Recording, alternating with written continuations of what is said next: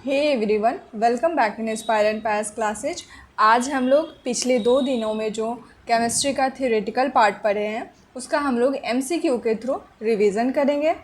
और इससे पहले हम लोग फिज़िक्स पार्ट कंप्लीट कर चुके हैं, थ्योरेटिकल पार्ट प्लस एमसीक्यू ये सब हो गया है। तो आज हम लोग तीसरा दिन है केमिस्ट्री का, जिसका हम लोग एमसीक्यू पार्ट से कंप्लीट करेंगे। तो चलिए देखते हैं कि इसमें पहला क्वेश्चन क्या है। पहला क्वेश्चन है कि रबर के संश्लेषण में निम्न का प्रयोग किया जाता है। तो रबर के संश्लेषण में किसका प्रयोग किया जाता है? तो इसमें आइसोप्रीन का यूज किया जाता है, यानी कि ऑप्शन बी इसका राइट आंसर होगा। रबर के संश्लेषण में आइसोप्रीन का यूज किया जाता है।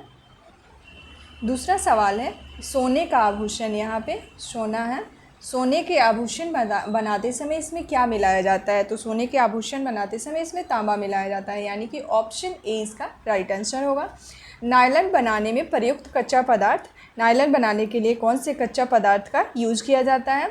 तो एडिपिक अम्ल का यूज किया जाता है, यानी कि ऑप्शन बी इसका राइट आंसर होगा। मोमबत्ती का जलना, मोमबत्ती का जलना कौन सा परिवर्तन होता है? तो मोमबत्ती का जलना एक रासायनिक परिवर्तन होता है, यानी कि ऑप्शन ए इसका राइट आंसर होगा। आतिशबाजी में हरा रंग किसकी उपस्थिति के कारण होता है? तो आतिशबाजी में हरा रंग बेरियम की उपस्थिति के कारण हरा रंग दिखाई देता है।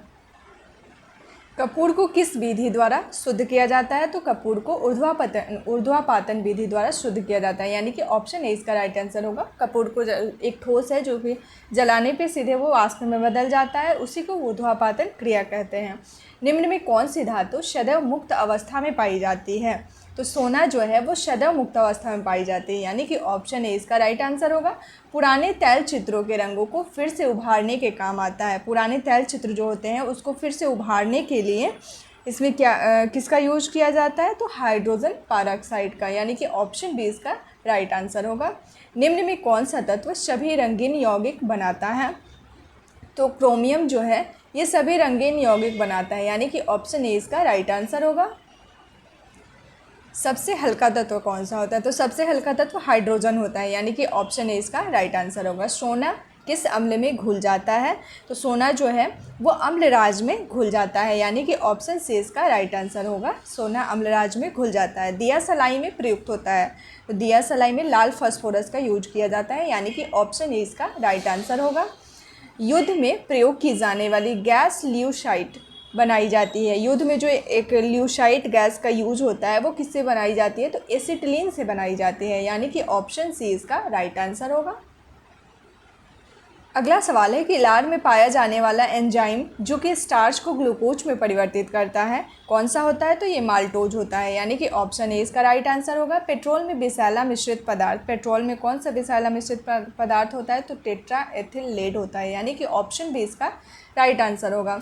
शुष्क धुलाई यानी कि ड्राई क्लीनिंग जो होती है उसमें क्या काम आता है? तो ड्राई क्लीनिंग में बेंजीन का यूज होता है, यानी कि ऑप्शन बी इसका राइट आंसर होगा।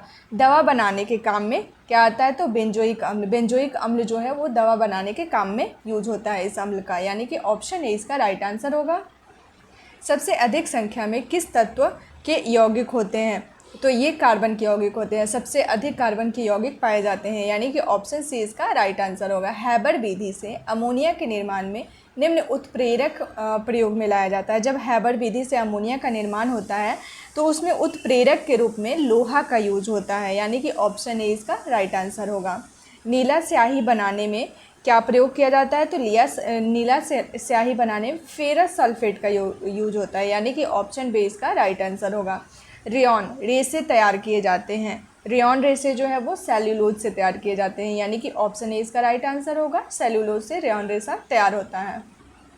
नाभिक का आकार क्या होता है? तो नाभिक का आकार जो है वो 10⁻⁻15 मीटर होता है, यानी कि ऑप्शन डी इसका राइट आंसर होगा। नाभिक का जो आकार होता है वो 10⁻⁻15 मीटर होता है।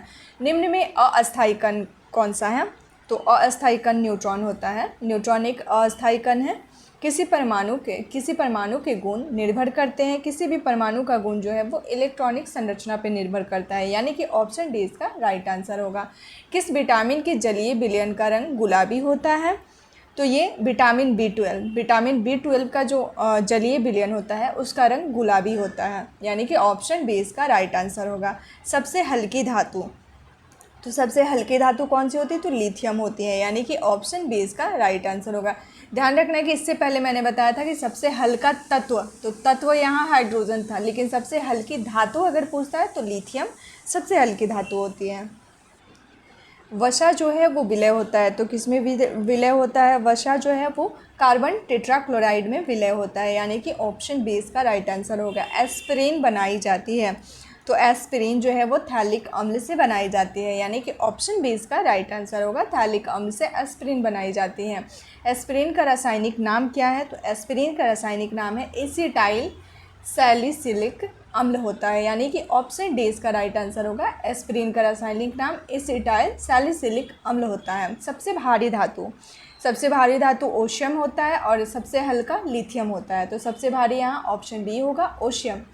स्पेक्ट्रोमाइसिन के खोजकर्ता कौन है, तो ये है बॉक्समैन, यानी कि ऑप्शन सी राइट आंसर होगा।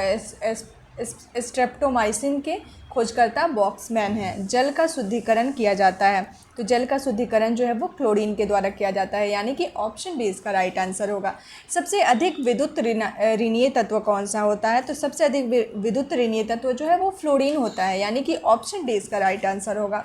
राष्ट्रीय रासायनिक प्रयोगशाला स्थित है, राष्ट्रीय रासायनिक प्रयोगशाला पूना में स्थित है, यानी कि ऑप्शन सी इसका राइट आंसर होगा। फ्रियॉन का रासायनिक नाम क्या होता है, तो फ्रियॉन का रासायनिक नाम क्लोरोफ्लोरोकार्बन होता है, यानी कि ऑप्शन ए इसका राइट आंसर होगा। फ्रियॉन का रासायनिक नाम क्लोरोफ्लोरोकार्बन, यानी कि CFC होता है। टेफ्लॉन किसका बहुलक होता है, तो टेफ्लॉन जो है वो टेट्राफ्लोरोएथीन का बहुलक होता है, यानी कि ऑप्शन डी इसका राइट आंसर होगा। संश्लेषित रेशा, तो संश्लेषित रेशा रेयॉन होता है, रेयॉन को ही संश्लेषित रेशा कहा जाता है। कांच पर लिखने के लिए किस अम्ल का प्रयोग किया जाता है, तो इस पर हाइड्रोफ्लोरिक अम्ल का प्रयोग किया जाता है, यानी कि ऑप्शन बी इसका राइट आंसर होगा। कांच पर लिखने के लिए हाइड्रोफ्लोरिक अम्ल का प्रयोग किया जाता है। समुद्री जल से नमक किस विधि द्वारा तैयार किया जाता है, तो वाष्पीकरण के द्वारा तैयार किया जाता है, यानी कि ऑप्शन बी इसका राइट आंसर होगा। समुद्री जल से नमक जो है वो वाष्पीकरण विधि के द्वारा तैयार किया जाता है। तो आज हम लोग टोटल 39 क्वेश्चन के थ्रू हम लोगों ने पीछे जो हम लोग थ्योरेटिकल पार्ट कंप्लीट किए थे उसको MCQ के थ्रू हम लोगों ने रिवीजन कर लिया, और फिर कल भी हम लोग MCQ के थ्रू रिवीजन करेंगे। तो केमिस्ट्री धीरे धीरे ऐसे करके हम लोग कंप्लीट कर लेंगे, जिसे याद रखना आसान हो जाएगा। तो मिलते हैं फिर नेक्स्ट सीरीज़ के साथ नेक्स्ट वीडियो में। Thanks for watching.